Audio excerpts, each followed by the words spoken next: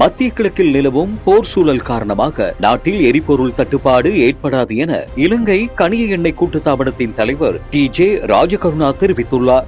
லுணுகம் வெகர நீர்த்தேக்கத்தில் படகொன்று கவிழ்ந்ததில் 2 இளைஞர்கள் காணாமல் போயுள்ளனர். மீன்பிடிக்க சென்ற 2 இளைஞர்களை இவ்வாறு நீரில் மூழ்கி காணாமல் போயுள்ளதாக போலீசார் தெரிவித்துள்ளனர். 2024ஆம் ஆண்டில் 21 வயதில் ஹெரோயின் மற்றும் ஐஸ் போதைப் பொருள் அடிமையானதன் காரணமாக 7,950 பேர் கைது செய்யப்பட்டுள்ளதாக போலீசார் தெரிவித்துள்ளனர்.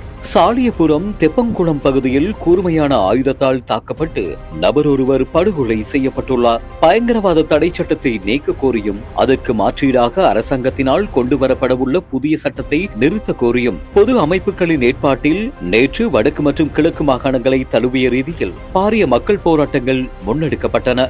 30 லட்சம் ரூபாய் பெறுமதியான போதை மாத்திரைகளுடன் தம்பதியினர் உட்பட 3 கைது செய்யப்பட்டுள்ளதாக பாணந்துறை தெற்கு தலைமையக போலீசார் தெரிவித்துள்ளனர். துப்பாக்கிச்சூடு நடத்தி மேற்கொள்ளப்பட்ட இரட்டை கொலை சம்பவத்தின் சந்தேக நபர் ஒருவர் வெளிநாட்டிலிருந்து வருகை தந்தபோது கைது செய்யப்பட்டுள்ளார்.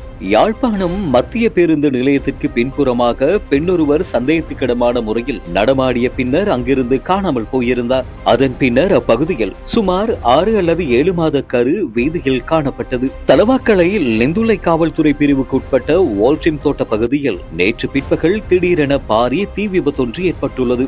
மட்டக்களப்பு கல்முனை பிரதான வீதியில் நேற்று உளவு இயந்திரம் ஒன்றின் மீது டிப்பர் வாகனம் ஏறி விபத்துக்குள்ளானதில் உளவு இயந்திரத்தின் சாரதி தெய்வாதீனமாக உயிர் தப்பியுள்ளார்.